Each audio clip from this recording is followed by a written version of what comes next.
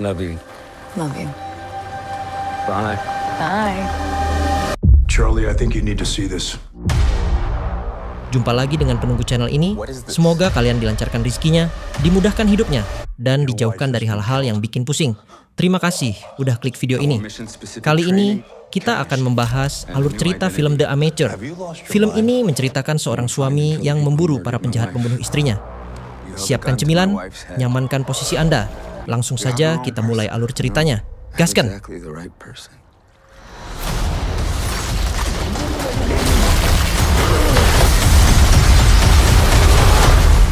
Cerita diawali di sebuah garasi, di mana ada seorang pria super jenius bernama Charlie sedang asyik memperbaiki pesawat, hadiah ulang tahun dari istrinya, Sarah. Tidak lama, muncullah Sarah yang mengingatkan kalau dia sebentar lagi akan berangkat ke London untuk konferensi bisnis. Dia sudah mengajak Charlie untuk ikut, tapi karena merasa banyak pekerjaan, Charlie menolak ajakan tersebut. Beberapa waktu kemudian, Charlie pun tiba di markas besar CIA. Dia melewati berbagai macam pemindai keamanan yang notabene merupakan ciptaannya sendiri, sebelum akhirnya sampai di mejanya untuk bekerja. Tiba-tiba masuk sebuah pesan dari sosok misterius bernama Inquiline. Selanjutnya kita sebut saja Ghost. Kontak rahasianya selama bertahun-tahun. Seperti biasa, Ghost ini mau menjual data intelijen rahasia, tapi kali ini dia memberi peringatan kalau dokumen tersebut bisa membuat CIA dalam masalah besar. Charlie mencoba menebak lokasinya di Istanbul, tapi Ghost berkelit. Charlie pun mulai bekerja untuk membuka file itu. Tapi anehnya, si paling jenius CIA ini pun tidak bisa memecahkan kodenya. Setelah istirahat makan siang, Charlie kembali ke kantor dan menerima telepon dari Sarah yang mengabarkan kalau dia sudah tiba di London. Tapi Charlie sudah tahu, karena diam-diam dia melacak lokasi istrinya. Obrolan mereka tidak lama, karena Charlie sudah tidak sabar untuk kembali mengerjakan dokumen misterius tadi. Karena masih menemui jalan buntu, dia nekat membawa komputernya ke area khusus yang memiliki sistem lebih canggih. Setelah berusaha cukup lama, akhirnya terbuka juga file tersebut, dan isinya membuat Charlie terkejut. Isinya adalah file rahasia pemerintah yang mengungkapkan adanya serangan drone yang disamarkan menjadi bom bunuh diri. Ada cuplikan berita yang melaporkan 150 korban jiwa, termasuk pasukan khusus Prancis dan Denmark. Dan dalang dari semua peristiwa itu adalah atasannya sendiri, Chief Moore. Malamnya, Charlie mencoba menelepon Sarah, tapi tidak diangkat. Jadi, dia hanya meninggalkan pesan suara. Keesokan harinya, saat Charlie datang ke kantor, dia kaget melihat Moore sudah menunggunya. Moore mengajak Charlie ke kantor Samantha O'Brien, direktur baru CIA. Di sana, O'Brien dengan wajah serius menjelaskan bahwa telah terjadi serangan teroris di sebuah hotel di London, dan Sarah menjadi salah satu korbannya. Charlie jelas tidak percaya dan mau menelepon Sarah, tapi Moore langsung menyalakan TV yang menayangkan beritanya. Reporter menjelaskan bagaimana 4 teroris menerobos masuk hotel, menyandera 4 orang, dan membunuh 2 di antaranya. Tidak cukup sampai di situ. Moore memutar rekaman CCTV hotel yang menunjukkan semua kekacauan itu dan memastikan kalau Sarah memang menjadi korban. Saat pulang, rumah Charlie sudah dikerumuni wartawan. Untungnya ada teman yang membantunya masuk. Keesokan harinya, Charlie menghadapi Moore dan supervisor Caleb karena dia sangat curiga dengan kejadian ini. Tidak masuk akal teroris bisa lolos dari ribuan CCTV di London. Moore berjanji akan menyelidiki, tapi Caleb malah menyuruh Charlie pulang. Besoknya lagi, Charlie pergi ke bandara untuk menjemput jenazah dan barang-barang Sarah. Di rumah, dia menemukan kado yang dibelikan Sarah di dalam koper, yang membuatnya menangis sejadi-jadinya. Bosan di rumah, Charlie kembali bekerja dan menggunakan komputer di area khusus untuk meretas CCTV hotel dan jalanan di sekitarnya. Dia berhasil menyusun kronologi kejadiannya dan menunjukkan kepada atasannya. 4 teroris itu mencuri mobil, masuk hotel lewat pintu servis, dan dengan sangat profesional membersihkan semua sidik jari dan DNA. Sepertinya mereka ada janji bertemu dengan perusahaan Impact Investments dari Indonesia, tapi ada sesuatu yang salah dan terjadilah adu mulut. Salah satu pengawal perusahaan itu emosi. Si teroris langsung menembak. 1 tewas, 1 lagi kritis. Keamanan hotel langsung memanggil polisi. Karena panik, para teroris masuk ke ruang konferensi dan menangkap beberapa sandera. Sarah terseret karena dia mencoba menolong orang lain melarikan diri. Charlie bahkan sudah berhasil mengidentifikasi keempat teroris itu. Mishka dari Moskow, mantan anggota pasukan khusus Afrika Selatan bernama Lawrence, tentara bayaran bernama Horst, dan mantan perwira intelijen, Gretchen. Melihat reaksi Moore dan Caleb yang datar-datar saja, Charlie sadar kalau mereka sebenarnya sudah tahu semua ini. Mereka hanya bilang kasusnya sedang diurus dan menyuruh Charlie ke terapis. Keesokan harinya, Charlie menyembunyikan sebuah chip di kartu identitasnya dan berhasil lolos dari pemindai. Di kantornya, dia mencetak semua file rahasia itu, dan memakai alat skimmer di printer untuk membuat salinan digitalnya. Malamnya, Charlie pergi ke bar dan hanya termenung melihat mesin musik jukebox.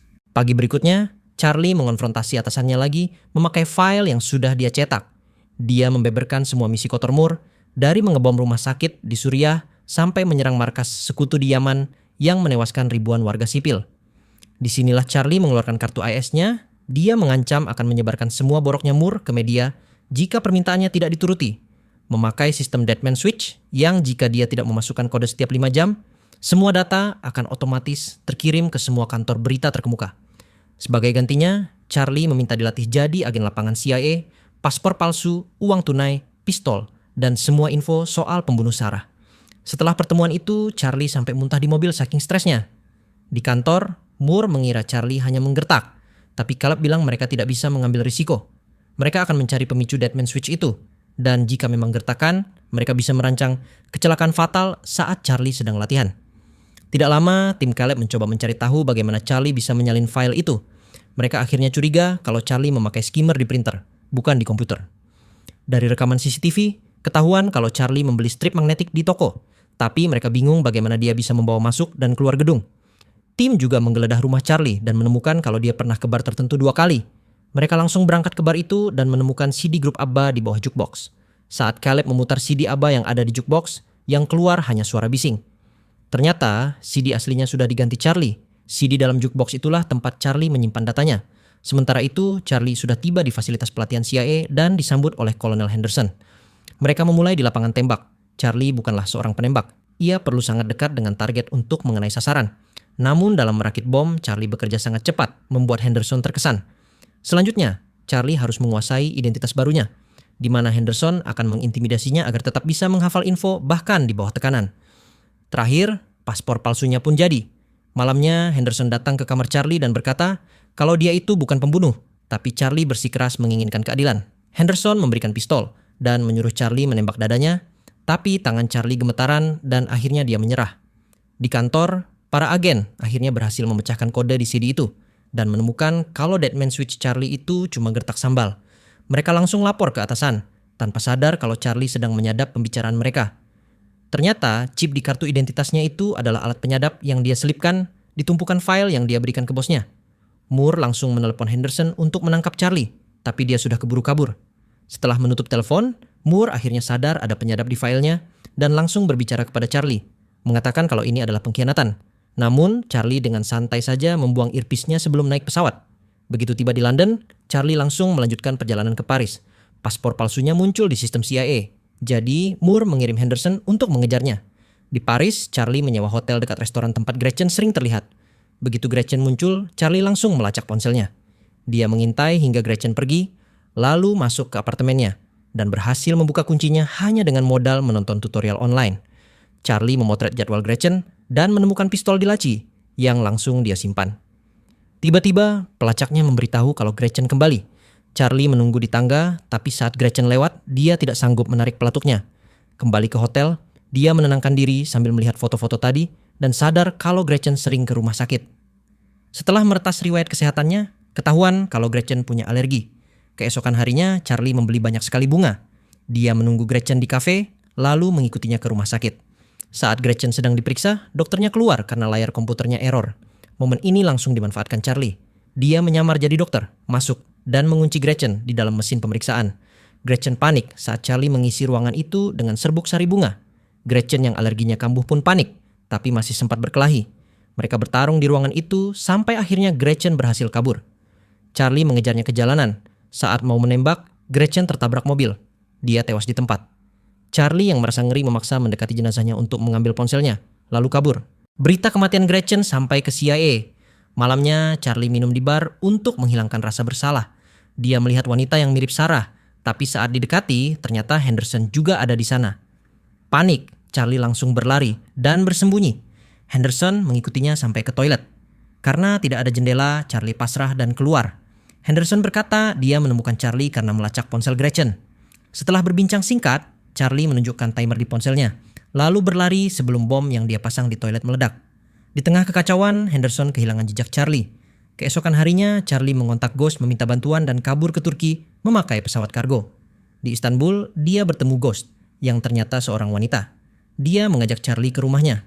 Di perjalanan, Ghost bercerita kalau dia menjadi peretas setelah suaminya, yang ternyata agen ganda CIA Rusia dan Ghost yang asli, tewas.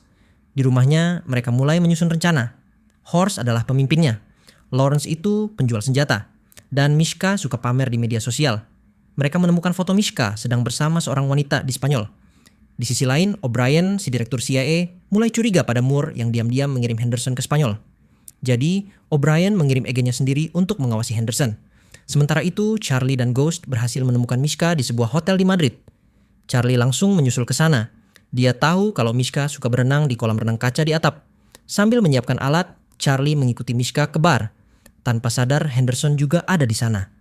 Ghost dari jauh melihat ada 2 agen CIA dan menyuruh Charlie membatalkan rencana. Tapi Charlie tetap nekat.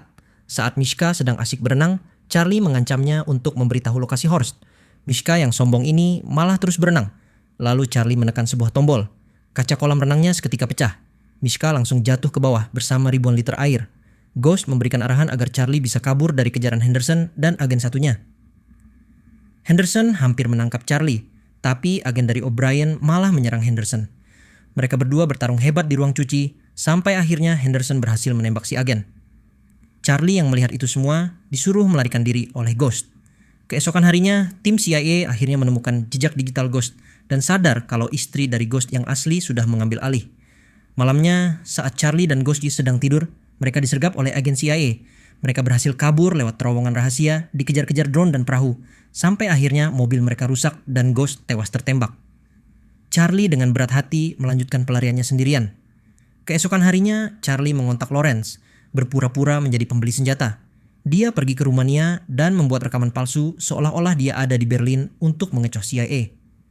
Saat Lawrence datang ke lokasi pertemuan, dia menemukan telepon yang berdering. Charlie berbicara dari telepon itu dan menyuruh Lawrence melihat ke dalam kotak yang isinya penuh bom. Jika dia bergerak, bom akan meledak. Charlie dengan santai muncul dari belakang dan menanyakan lokasi Horst. Lawrence yang ketakutan akhirnya memberitahu kalau Horst biasanya ada di perairan Rusia dan memberikan ponselnya yang berisi semua kontak rahasia. Setelah mendapatkan infonya, Charlie pergi, bom meledak dan Lawrence pun tewas. Di sebuah hotel di Rusia, Charlie akhirnya membuka kado dari Sarah, isinya puzzle dengan pesan manis. Besoknya, dia pergi ke pelabuhan dan berhasil mengidentifikasi kapal pesiar milik Horst. Dia menyelinap ke perahu kecil di dekatnya, tapi tiba-tiba seseorang memukulnya dari belakang hingga pingsan. Charlie dibawa ke kapal pesiar dan akhirnya bertemu langsung dengan Horst yang sudah menemukan bom yang Charlie pasang. Horst meremehkan Charlie karena semua pembunuhan sebelumnya tidak dilakukan secara langsung. Dia memberikan pistol kepada Charlie, menantangnya untuk menembak, tapi Charlie yang anti kekerasan ini hanya meletakkan pistolnya. Tiba-tiba kapal pesiar itu berbalik arah. Ternyata Charlie sudah membajak sistem kapal itu dari jauh-jauh hari. Karena dia yang membuat protokol keamanannya, mudah saja baginya untuk meretas dan mengarahkan kapalnya ke Finlandia. Tidak lama, kapal pesiar itu dikepung Angkatan Laut Finlandia dan Interpol. Horst dan anak buahnya langsung ditangkap.